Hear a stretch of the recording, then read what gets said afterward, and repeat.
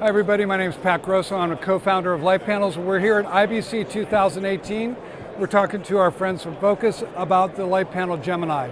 Litepanels Gemini is a 2x1 soft light. We introduced it to the world at IBC here in the Netherlands last year.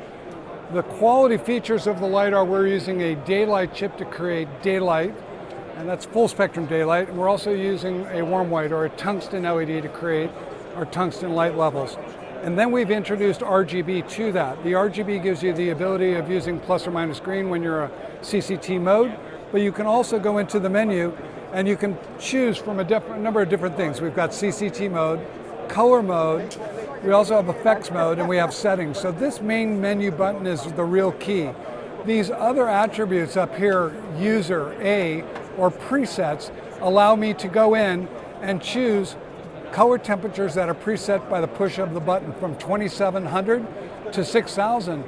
But if I'm an end user and I like something that I set on here, I can just hold this in, and if you look at the screen, you see it says save, just like a car radio. So you can save your own looks up to 6 at a time that you would use during a shoot. The wonderful part about saving presets is on the top of the unit, you have a dongle space that allows you to put a Bluetooth or a Wi-Fi antenna in. You also have a USB, and what their USB is invaluable for is firmware updates that you pull off of the website, no charge, to a USB stick, install them.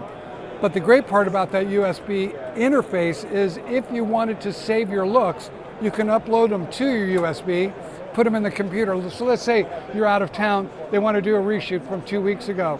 Your best friend's going to go cover you, you email them the file, that file goes into his computer, into his USB stick, and he puts it in a Gemini, and all those looks are there.